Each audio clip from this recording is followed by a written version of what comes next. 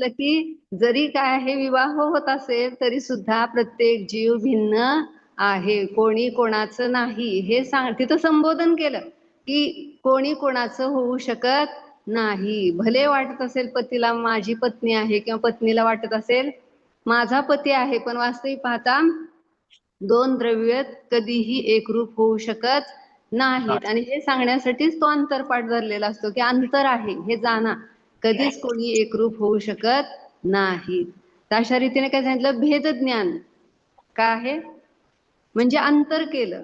कोणी केलं तर जो जाणतो की मी जीव आहे आणि माझ्यापासून बाकी सर्व पर आहे, म्हणून स्व आणि पराचं स्वरूप जाणून स्वला स्वरूपाने स्वीकारतो आणि पराला पररूपाने स्वीकारतो, तो काय आहे अनुभूती घेऊन सम्यक दृष्टी होतो, अंतरात्मा बनतो.